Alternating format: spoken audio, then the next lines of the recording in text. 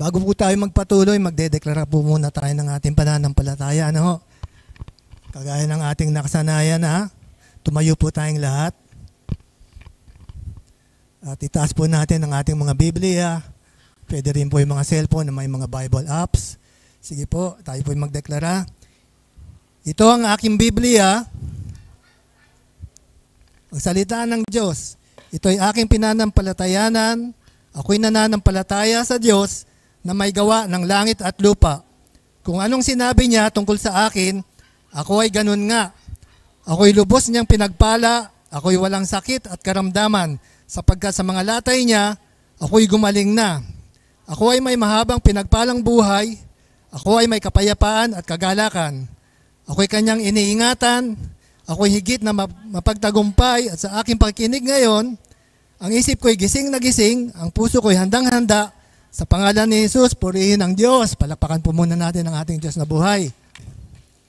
Bago po ako magpatuloy, gusto ko lang pong ibahagi na ako po naniniwala na mas mauunawaan natin ng madali yung mensahe ng biyaya.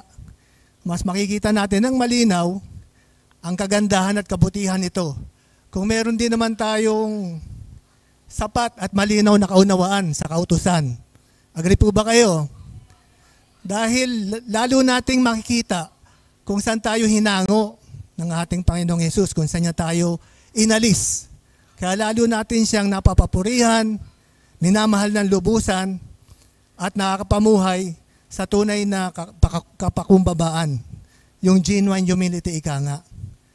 So, sa hapon pong ito, ito po ang magiging paksa natin.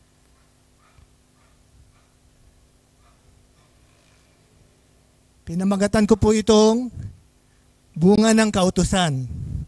Ano po ba ang kinahinatnan nung mga nagpapailalim sa kautusan? Ayon na rin sa banal na kasulatan, yun po ang ating tatalakayin. So, iinom po ang ating pagbubulay-bulay. Next slide, please. Dito po. Ito, familiar na kayo dito sa istorya ng lalaking mayaman. Dito po tayo magbalangkas sa Mateo, chapter 19, verses 16 to 19. Dito po, magkakaroon po tayo ng tinatawag na contextual study. Yung pong ayon po sa konteksto ng ating mga babasahin. Meaning, hindi po tayo mag-i-innovate or yung tinatawag na self-interpret, bagkus hayaan po natin yung Biblia ang mag-interpret sa sarili niya. Magpaliwanag, magbigay ng kapaliwanagan, ayon nga doon sa konteksto nung magiging paksa. At medyo marami-rami po itong mga talata na ito, since andyan na siya, nakalagay na yung libro, yung chapter, tsaka yung verse numbers. Babasahin ko na lang po ng tuloy-tuloy para mapagkasya po natin yung oras. Sige po, let's dive in. Verse Matthew 19, umpisa tayo sa 16. May isang lalaki naman na lumapit kay Jesus at nagtanong, Guro, ano po ba ang mabuti kong gawin upang magkaroon ng buhay na walang hanggan? So malinaw yung lalaki, nagtatanong nung kaparaanan. Paano siya magkakaroon ng buhay na walang hanggan? O yung kaligtasan, paano niya ito matatamo? Malinaw po, dahil self-explanatory naman yan, at tayo yung hermeneutics natin exegesis. Ibig sabihin niya, outward, kung ano yung nire-reveal ng salita, yun ang ating i-absorb. Next verse, sumagot si Jesus, bakit tinatanong mo sa akin kung ano ang mabuti? Isa lang ang mabuti at walang iba kundi ang Diyos. Sa ibang translation po kasi, meron doon, di ba, ang tawag sa kanya ay mabuting guro. At sinabi ng Panginoong Jesus, bakit nga naman siya tinatawag na mabuti? Isa lang ang standard ng kabutihan, ang Diyos nga daw, sapagkat dito, sa pagkakataong ito, ina-acknowledge din naman ng ating Panginoon yung kanyang pagiging 100% human. So any good coming from men, hindi makukumpara sa goodness of God. So, tuloy po natin, isa lang ang mabuti at walang iba kundi ang Diyos. Kung gusto mong magkaroon ng buhay na walang hanggan, sundin mo ang mga utos. So, merong nagtanong, ang tanong, ano ba ang kaparaanan? Noong panahon na yan po, nasa ilalim sila ng kautusan eh. Next verse please. Sabi ng binata, alin po sa mga ito? Tanong ng lalaki. Sumagot si Jesus, huwag kang papatay, huwag kang mangangalunya, huwag kang magnanakaw, huwag kang sasaksi ng kasinungalingan. Igalang mo ang iyong ama at ina at mahalin mo ang kapwa mo tulad ng pagmamahal mo sa iyong sarili. Sinabi ng binata, sinusunod ko po ang lahat ng yan. Ano pa po ba ang kulang sa akin? Andun po yung boastfulness, ano po. So, dito sa talatang to, ma-assume natin na itong binata, kasi sa panahon nila, yung mga Hudyo kasi bata pa yan, tinuturuan na yan eh, ng Torah eh. Kinakabisado pa nga nila yan. So, aral. Alam niya yung mga kautusan na yon. No? Ngayon, nung sumagot ang ating Panginoong Hesus, kung nais mo maging ganap sa harap ng Diyos, umuwi ka at ipagbili mo, at ipagbili ang iyong mga ari-arian at ipamigay mo ang pera sa mga mahihirap. At magkakaroon ka ng kayamanan sa langit, pagkatapos bumalik ka at sumunod sa akin. So naghahain po ang ating Panginoong Hesus. Na binigyan niya yung lalaking mayaman ng oportunidad na gamitin yung kanyang free will. Yung kalayaan pumili wisely, no? Binigyan niya ng oportunidad na pumili. Ngayon tignan po natin sa lumang kasulatan sa Deuteronomy 30:19, sa araw na ito, tinawag ko ang langit at lupa na maging saksi kung alin dito ang pipiliin ninyo. Buhay o kamatayan, pagpapala o sumpa. Piliin sana ninyo ang buhay para mabuhay kayo ng matagal, pati ng inyong mga anak. Sa ating pong pag-aaral, di pa po, makikita natin si Jesus sa lahat ng pahina ng Biblia, maging sa lumang kasulatan. So makikita natin dito, andito, no? Kung aral sa Torah, yung binata, alam niya to. No? Nabasa niya to, napag-aralan niya, andito yung shadow, yung anino ni Jesus. Pinapipilan ng Diyos, ang tao, buhay. Sino yung buhay? John 14:6, sabi ni Lord, I am the way, the truth, and the life. He is the life, He is the bread of life. O kamatayan. Alam mo naman po natin, ang law spirit of death and condemnation. Pagpapala o sumpa. Ayan ang ino-offer ni Lord, no? Ino-offer niya yung sarili niya, sumunod ka sa akin. At yung kayamanan sa langit. Ino-offeran ni Lord yung mayamang lalaki ng pumili kung yung temporal wealth ba o eternal wealth ang kanyang pipiliin. No? At binigyan siya ng Panginoon ng pagkakataon na piliin siya. Sumunod ka sa akin, sabi. Sa Ephesians 1:3, purihin natin ang Diyos at Ama ng ating Panginoong Hesukristo. Dahil sa pakipag-isa natin kay Kristo, ibinigay niya sa atin ang lahat ng pagpapalang spiritual mula sa langit. Verse 6, purihin natin ang Diyos dahil sa kamangha-mangha niyang biyaya na binigay sa atin sa pamamagitan ng kanyang minamahal na anak. So dito sa Matthew 19:21, ino-offer ni Lord yung sarili niya bilang source of life, source of all blessings. Pero anong nangyari? Next verse please. So ito nangyari, Matthew 19:22, nang marinig iyon ng binata, umalis siyang malungkot dahil napakayaman niya. No? Nakita natin dito, no, sabi nga sa Matthew 6:24, hindi maaaring paglingkuran ng pareho ang Diyos at ang kayamanan. Pero dito, pinili ng binata yung kanyang kayamanan, no? Sinabi niya, pinagmalaki niya na sinusunod niya yung mga kautusan.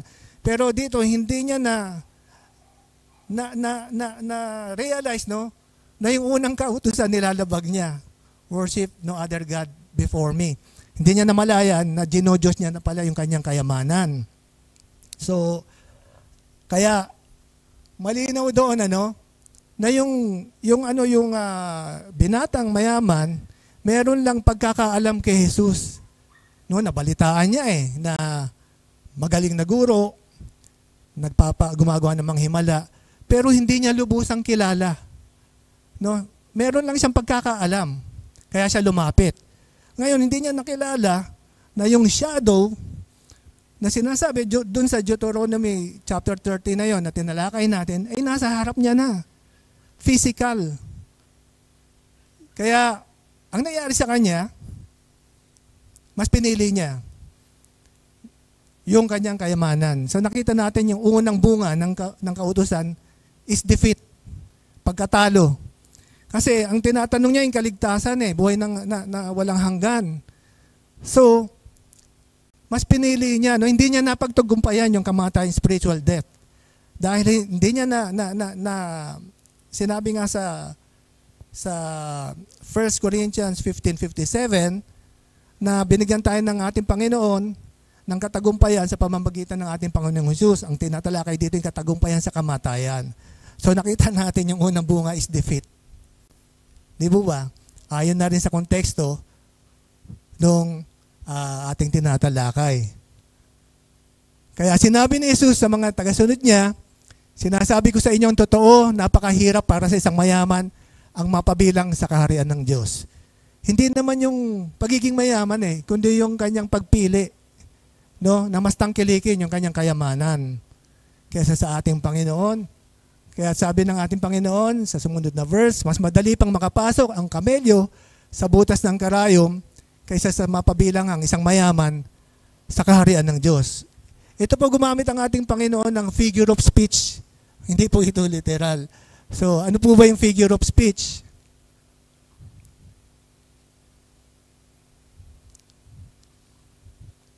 Ito po, figure of speech. Kasi sa pagbabasa natin ng Bible, makaka-encounter po tayo ng simbolismo. Symbolism, typology, tsaka yung figure of speech. Isang example po ng typology, yung yung nangyari ng panahon ni Abraham tsaka ni Isaac, na meron pong lamb doon, no? That is a typology of Jesus Christ, no, as the lamb offering for the sins of the world. So, figure of speech is a word or phrase used in a different way from its usual meaning in order to create a particular mental picture or effect. Sapagkat nais ng ating Panginoon bigyan diin emphasis yung salita doon na napakahirap, para magkaroon ng tagapaginig niya, mga disipulo niya at nakikinig. At maging sa atin, magkaroon tayo ng mental picture, no? Idea, nung degree, nung difficulty na ma-achieve mo yung kaligtasan sa sarili mong kaparaanan. At ang binabanggit nga doon, dito, ayon na rin sa context na ating tinatalakay, ay yung pagsunod ng tao sa kautusan, no? Kaparaanan ng tao. So, nakita natin, mahirap talagang isuot yung kamelyo sa butas ng karayom at imposible pa nga. Kaya nagkaroon tayo ng, ganun pala kahirap. So yun yung nagde-describe ng salitang napakahirap. Next verse, nabigla ang mga tagasunod nang marinig nila ito. Kaya nagtanong sila, kung ganun po, sino na lang ang maliligtas? So malinaw po. Yung Matthew 16-26 is about salvation, kaligtasan, at yung kaparaanan. Sabi ng ating Panginoong Hesus, tinignan sila ni Hesus at sinabi, imposible ito sa tao. Pero sa Diyos, ang lahat ay posible. So malinaw po, yung kaparaanan ng tao, imposible na magligtas sa Kanya. Napag-aralan naman po natin kung ano yung purpose ng kautusan. Di po ba? So, hindi natin yun na idadagdag dahil alam na po natin yan. So, ito po yung sinasabi ng Biblia na naging posible. Paano naging posible? Yung kaligtasan ng tao, tignan po natin. Philippians 2:6-8. Kahit na nasa Kanya ang katangian ng Diyos, hindi niya itinuring ang pagiging kapantay ng Diyos bilang isang bagay na dapat panghawakan. Sa halip, ibinaba niya ng lubusan ang sarili niya sa pamamagitan ng pag-aanyong alipin. Naging tao siyang tulad natin at sa pagiging tao niya, nagpakumbaba siya at naging masunurin sa Diyos hanggang sa kamatayan, maging sa kamatayan sa krus. Ito yung kaparaanan ng Diyos. Yung pagsunod, yung obedience ng ating Panginoon Jesus unto death. Pero mo Paano naging posible yun? Diyos. Diyos ka. Huhubarin mo yung pagka-Diyos mo. Nagpakumbaba ka na rin lang. Naging tako na rin lang. Di mo man lang ginawang assistant ng hari. Pinakamababang nila lang pa para ipako ka sa krus. Nung panahon nila, ikaw yung pinakabababang uri ng nilalang at pinakamasama. Di po ba? Kung isipin natin, pero mo ginawa ng Diyos na posible yun. Bakit? Romans 5:8, dahil sa kanyang pagmamahal, no? John 3:16, sa pagmamahal ng Diyos sa atin, ginawa niya yun. Romans 5:19, kung sa pagsuway ng isang tao, marami ang naging makasalanan, ganoon din naman dahil sa pagsunod ng isang tao, marami ang tinuring ng Diyos na matuwid. Yung pagsunod po ng ating Panginoong Hesus, yun ang kaparaanan, method of salvation. Hindi po yung binabanggit ng una ng pagsunod sa kautusan na sinabi ng Diyos, napaka-imposible. So, malinaw po no, na ang naging bunga sa binatang mayaman nung kautusan, dahil mas pinili niya magpailalim doon, ay yung defeat, pagkatalo. No? Wala sa kanyang ating Panginoong Hesus, di niya, nireject niya. Yung source of victory ay inayaw niya, nireject niya. So dito po tayo sa Luke chapter 12 verse 1. In the meantime, when there were gathered together an innumerable multitude of people, insomuch that they trod upon one another, he began to say unto his disciples, first of all, beware ye of the leaven of the Pharisees, which is hypocrisy. Dalawang bunga lang naman po tatalakayin natin ngayon eh. Nauna po ay pagkatalo. Ito hypocrisy. Ano po ba sa Tagalog yung hypocrisy?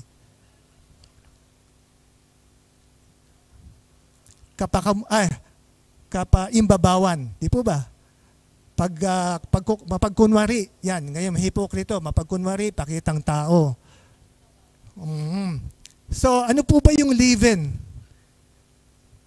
Kadalasan kasi ng leaven, yung sa ibang translation kasi yung pampaalsa eh. Sino po ba mga nagbe-bake dito? Yung misis ko po nagbe-bake yun eh. Ang ginagamit po yung pampaalsa, yung yeast. Di po ba? Yung yeast. So, ang binabanggit dito, sangkap sa pagkain. No? Ang mga Pariseo at ang mga tagapagturo ng kautusan noon, siyempre nagpapakain ng nagbibigay ng spiritual na pagkain yan eh, sa mga nakikinig sa kanila, sa mga pumapailalim sa kanila. No? This is about spiritual food at yung sangkap. Ang leaven, dito sa biblical definition, leaven refers to interpretations and traditions of men being substituted for the Word of God. Malinaw po, di po ba? So, tignan po natin sa mga verses na sa book of Mark to eh. Sa Mark chapter 7, verse 1, may mga Pariseo at tagapagturo ng kautusan na dumating galing sa Jerusalem at nagtipon sa paligid ni Jesus. Napansin nila na ang ilan sa mga tagasunod ni Jesus ay hindi nagugas ng kamay bago kumain. Ang mga Hudyo, lalo na mga Pariseo, ay hindi kumakain nang hindi muna naguhugas ng kamay bilang pagsunod sa tradisyon ng kanilang mga ninuno. Hindi rin sila kumakain ng anumang nabili sa palengke nang hindi muna nila ginagawa ang ritual ng paglilinis. Marami pa silang mga tradisyong tulad nito gaya ng paghuhugas ng mga kopa, pitsel at lutoang tanso. Kaya tinanong siya ng mga Pariseo at ng mga tagapagturo ng kautusan, bakit hindi sinusunod ng mga tagasunod mo ang mga tradisyon ng ating mga ninuno? Hindi sila naguhugas ng kamay bago kumain. Next verse please. At ang sumunod, sinagot sila ni Jesus, tamang-tama ang sinabi ni Isaias tungkol sa inyo ng mga pakitang tao. Yan po yung isa sa mga Tagalog synonyms ng hypocrisy, pakitang tao, mapagkunwari. Ayon sa isinulat niya, sinabi ng Diyos na iginagalang ako ng mga taong ito sa mga labi lang nila, ngunit malayo sa akin ang kanilang mga puso. Walang kabuluhan ang kanilang pagsamba sa akin dahil ang mga itinuturo nila ay mga utos lang ng tao. Sinusuway ninyo ang utos ng Diyos at ang sinusunod ay mga tradisyon ng tao. Sinabi pa ni Jesus, mahusay kayo sa pagpapawalang bisa sa mga utos ng Diyos para masunod ninyo ang inyong mga tradisyon. Hinto po muna tayo dito. Nabalitaan niyo po ba aware po ba kayo dun sa nangyari sa San Juan? Yung tradisyon ng basaan. Di po ba? Nakaperwisyo, di po ba? Pero, doon po sa mga comment, nakabasa po ako doon, sabi ng isang taga San Juan, dapat hindi kayo nagagalit, dapat nagpapasalamat kayo dahil the more na binabasa kayo, the more kayo nabe-blessed. Mas binasa, mas maraming basa, mas maraming blessing. Pinalitan nila yung Ephesians 1:3, Ephesians 1:6 para lang masunod yung nakasanayan na nila, no? Sila lang ang masaya. Dami na perwisyo. So verse 13, pinapawalang halaga ninyo ang utos ng Diyos. Yun nga, love your neighbor as you love yourself. Love your neighbor as I love you. Nawala po yun doon at pinalitan. So, pinapawalang halaga ninyo ang utos ng Diyos sa pamamagitan ng mga tradisyong minana ninyo sa inyong mga ninuno at marami pa kayong ginagawa na tulad nito. Hindi na natin nagko-compress po tayo ng time. Next verse please. Ito po sa 1 Peter, no? 1:18 hanggang 20 po talaga to eh. Ito paborito ko to eh. For as much as you know that you were not redeemed with corrupt, nawala. With tama, sasamantalin ko. Ito yung lalamunan ko eh.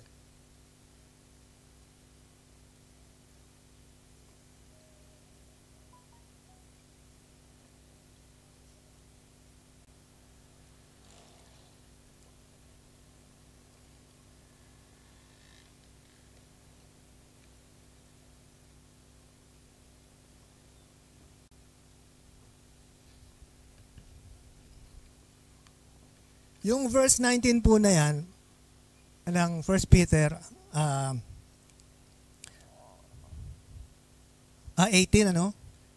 tumatalakay po yan doon sa, sinasabi doon na ang kaligtasan ninyo ay hindi dahil sa mga ginto, mga silver. Ito po yung may kinalaman to sa idolatry. Kung natatandaan nyo yung ito po, for as much as you know that you were not redeemed with corruptible things as silver and gold from your vain conversation. Vain, ibig sabihin po, walang saysay, walang kabulahan. Conversation, yung pamumuhay po, hindi po yung pag-uusap. Sa biblical application, ang conversation is way of life. Yung pamumuhay. Sabi dito, from your vain conversation received by tradition from your fathers. So, hindi kayo natubos sa pamamagitan ng walang saysay na pamumuhay nyo na bunga ng inyong tradisyon na minanan nyo sa inyong mga ninuno. Walang saysay. Kagaya nung nangyari nga sa San Juan, wala namang kabuluhan, walang saysay.